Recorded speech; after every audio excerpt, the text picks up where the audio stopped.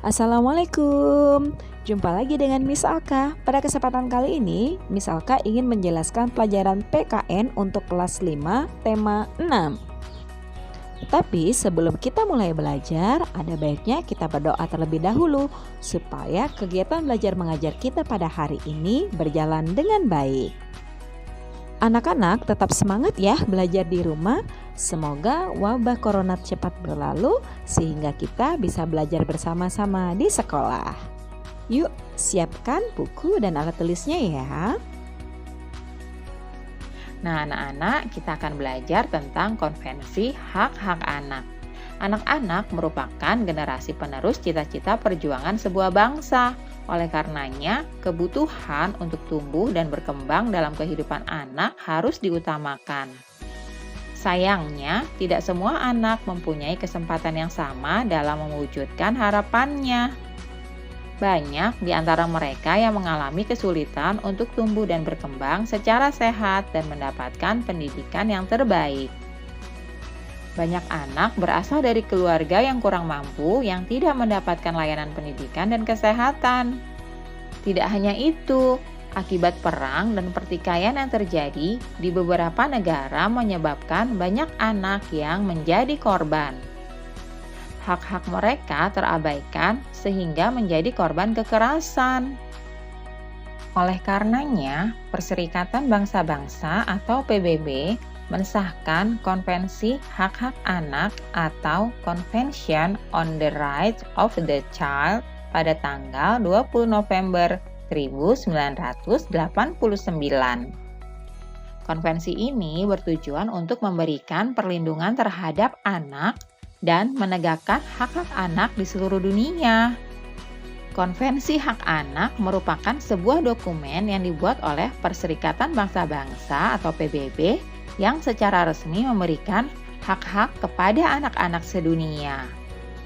Dokumen ini juga telah diratifikasi atau disetujui oleh hampir semua pemimpin negara yang ada di dunia. Indonesia menjadi salah satu negara yang mendukungnya pada tahun 1996.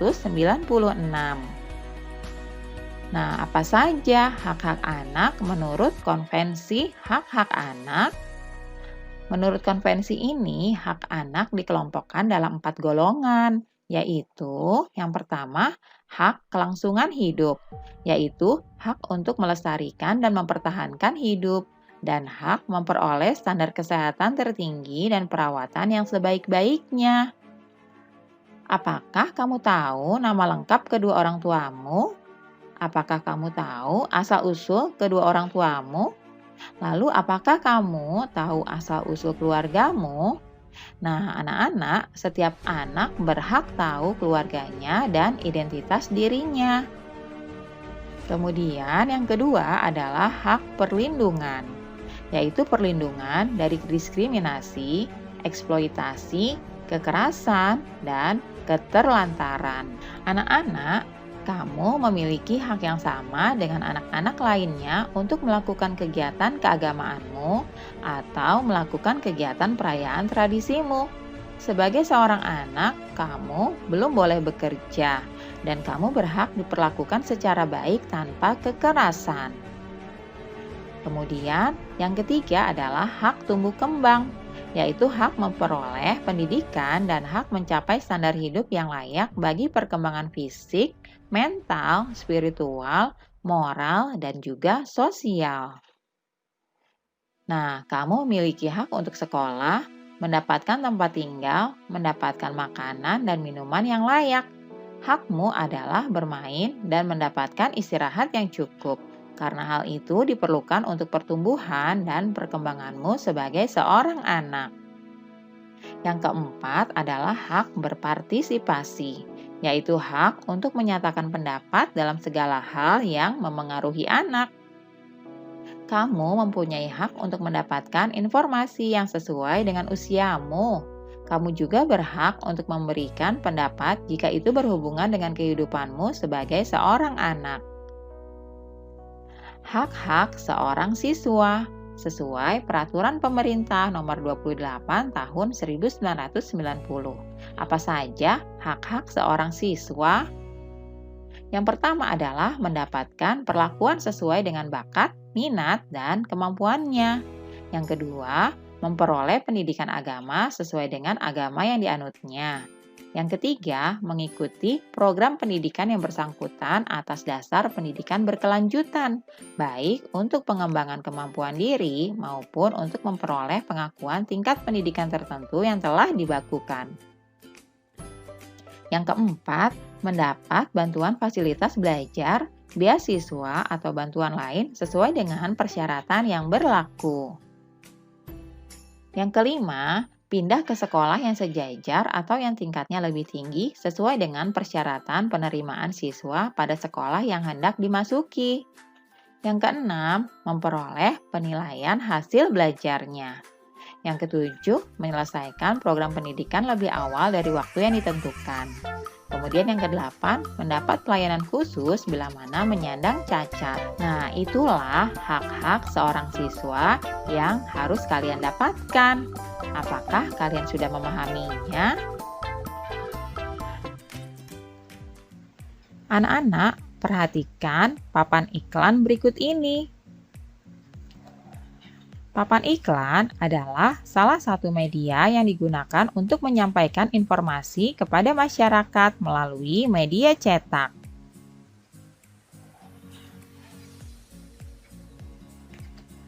Contoh papan iklan berupa papan reklame, brosur, dan juga pamflet. Nah, anak-anak, coba kalian perhatikan papan iklan berikut ini. Apa pesan yang disampaikan oleh papan iklan ini? Ya, benar sekali. Pesan atau informasi dari papan iklan tersebut adalah bahwa kita tidak boleh membuang sampah ke sungai. Mengapa? Ya, benar. Karena hal itu akan mengakibatkan bencana berupa banjir. Sekarang perhatikanlah gambar-gambar berikut ini. Nah, coba kalian perhatikan ya. Pada gambar, nampak sungai dan laut yang kotor akibat dari perbuatan dan interaksi manusia dengan alam yang tidak baik. Hal tersebut dapat mengakibatkan kerusakan lingkungan alam dan merusak makhluk hidup yang ada di dalamnya, serta akan berdampak pada terjadinya bencana alam. Jika sungai kotor seperti ini, maka akan besar kemungkinan terjadi bencana berupa bencana banjir. Kewajiban warga negara dan siswa. Apakah yang kamu rasakan jika sekolahmu dipenuhi dengan sarana belajar yang kotor, penuh coretan dan rusak? Demikian juga dengan dinding sekolah yang penuh coretan, buku siswa yang sobek-sobek, kamar mandi sekolah yang kotor, dan bangku-bangku kelas yang penuh dengan tulisan-tulisan. Kamu tentu sedih dan prihatin, karena dengan demikian kamu tidak dapat belajar dengan baik. Salah satu hak siswa adalah mendapatkan pendidikan yang layak. Tetapi pada saat yang sama, siswa juga mempunyai kewajiban untuk menjaga sarana pendidikan agar haknya terpenuhi. Nah, jika siswa tidak melakukan kewajiban tersebut, maka sarana belajarnya akan rusak sehingga kegiatan belajar akan terganggu. Apakah yang dimaksud dengan kewajiban, anak-anak? Menurut Kamus Besar Bahasa Indonesia, kewajiban berasal dari kata wajib, yang berarti harus dilakukan atau diamalkan, sehingga kewajiban adalah sesuatu yang wajib dilaksanakan. Kewajiban merupakan sesuatu yang harus dilakukan untuk menjamin haknya terpenuhi. Semua siswa yang sedang belajar di Indonesia wajib mengikuti peraturan yang ditetapkan negara melalui undang-undang. Semua kewajiban ini harus dilakukan untuk menjamin seorang siswa mendapatkan haknya. Seorang siswa berhak untuk mendapatkan pendidikan yang layak. Maka, kewajiban siswa antara lain menaati peraturan yang berhubungan dengan pendidikan, misalnya menaati peraturan sekolah.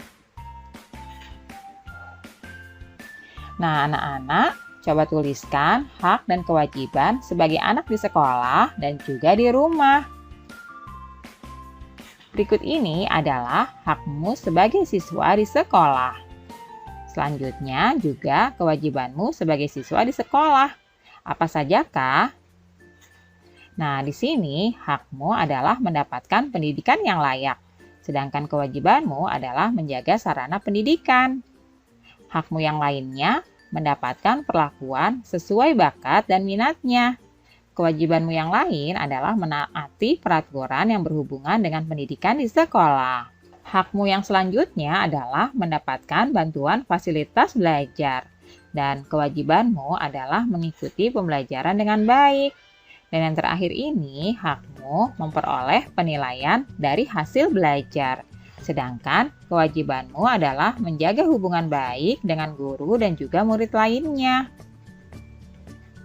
Nah, anak-anak, selanjutnya hakmu sebagai anak di rumah dan kewajibanmu sebagai anak di rumah.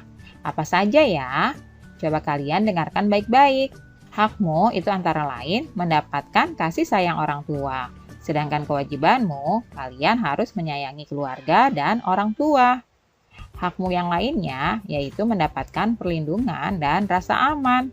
Sedangkan kewajibanmu itu kalian harus menghormati kedua orang tua ya. Hak selanjutnya adalah kalian berhak mendapatkan makanan sehat dan istirahat yang cukup. Kemudian kewajibanmu adalah membantu orang tua di rumah ya. Dan yang terakhir, hakmu itu adalah berhak menyatakan pendapat. Sedangkan kewajibanmu, kalian harus menerima pendapat yang sudah disepakati bersama. Nah, itulah anak-anak, hak dan kewajiban kalian baik di sekolah maupun di rumah. Apakah kalian sudah memahaminya?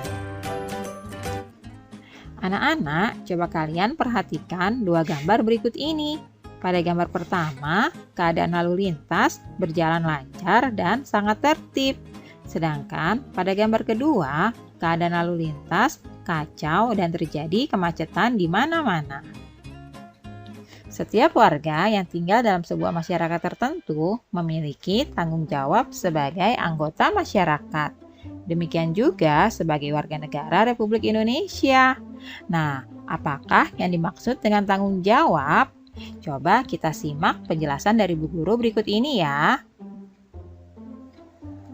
Tanggung jawab warga negara. Anak-anak, pernahkah kamu mendengar kata-kata bijak berikut ini? Maju mundur suatu bangsa tergantung tanggung jawab warga negaranya. Apakah yang dimaksud dengan tanggung jawab? Menurut Kamus Besar Bahasa Indonesia, tanggung jawab adalah keadaan untuk menerima akibat dari perbuatan baik yang dilakukan sendiri maupun yang dilakukan bersama dengan orang lain. Oleh karenanya, tanggung jawab warga negara berhubungan dengan perannya di dalam masyarakat. Tanggung jawab warga negara terhadap bangsa dan negaranya dilaksanakan dengan cara melakukan hak dan kewajibannya sebagai warga negara. Pelaksanaan hak dan kewajiban warga negara harus sesuai dengan Undang-Undang Dasar Negara Republik Indonesia tahun 1945. Apa saja tanggung jawab warga negara Indonesia? Warga negara Indonesia antara lain mempunyai tanggung jawab untuk memahami dan mengamalkan nilai-nilai dalam sila-sila Pancasila. Warga negara Indonesia juga bertanggung jawab untuk menjaga persatuan dan kesatuan bangsa agar tidak terpecah belah. Sebagai seorang siswa, kamu pun memiliki tanggung jawab.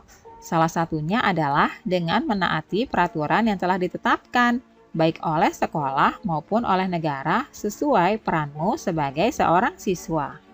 Peraturan sekolah harus sejalan dengan nilai-nilai yang terkandung di dalam sila-sila Pancasila. Peraturan sekolah juga harus sejalan dengan peraturan dan undang-undang yang berlaku di Indonesia ya. Seorang siswa hendaknya bertanggung jawab untuk mengamalkan nilai-nilai dalam Pancasila. Nilai sila pertama yaitu ketuhanan yang Maha Esa dengan menunjukkan rasa hormat kepada teman-teman yang berbeda keyakinan dan dengan menjalankan kegiatan keagamaan sesuai dengan keyakinannya. Nilai sila kedua, kemanusiaan yang adil dan beradab dengan menunjukkan rasa peduli kepada sesama manusia dimanapun berada.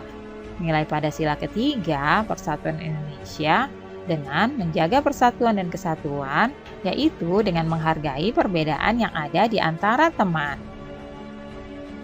Kalimat-kalimat berikut ini dengan menggunakan kata-kata yang tepat yang tersedia di dalam kotak. Nah, untuk yang pertama, maju mundurnya sebuah negara tergantung kepada titik-titik warga negaranya. Nah, kalian pilih ya jawabannya pada kotak-kotak yang ada di bawah berikut ini. Jawaban yang tepat untuk soal pertama ini adalah tanggung jawab. Selanjutnya, pertanyaan yang kedua. Setiap warga negara juga memiliki titik-titik dan kewajiban sesuai dengan perannya di dalam masyarakat. Coba kalian tentukan ya, kalian pilih jawabannya di kotak-kotak yang sudah tersedia. Ya, tepat. Jawabannya adalah hak. Selanjutnya, pertanyaan ketiga. Setiap warga negara Indonesia mempunyai tanggung jawab untuk memahami dan mengamalkan nilai-nilai dalam titik-titik sebagai dasar negara Republik Indonesia. Nah, anak-anak, apakah kalian sudah menemukan jawabannya? Ya, benar sekali. Jawabannya adalah Pancasila. Berikutnya, pertanyaan keempat. Tanggung jawab untuk menghormati perbedaan keyakinan teman dan anggota masyarakat sesuai dengan pengamalan nilai Pancasila sila ke titik-titik. Apakah jawabannya, anak-anak? Ya, benar sekali. Jawabannya adalah sila pertama. Selanjutnya, pertanyaan kelima. Menghargai pendapat orang lain merupakan salah satu cara untuk menjaga titik-titik dan titik-titik bangsa yang juga merupakan pengamalan sila keempat Pancasila. Nah, anak-anak, kalian pasti sudah tahu jawabannya ya, yaitu persatuan dan kesatuan. Nah, kalian bisa tuliskan pertanyaan dan jawaban berikut ini di buku kalian masing-masing ya. Tugas yang dapat kalian kerjakan di rumah. Alhamdulillah anak-anak, pembelajaran hari ini sudah selesai. Terima kasih ya sudah menyaksikan video pembelajaran ini. Sampai jumpa lagi di video pembelajaran selanjutnya. Semoga bermanfaat ya untuk kalian semua. Salam sehat dan tetap semangat. Wassalamualaikum warahmatullahi wabarakatuh.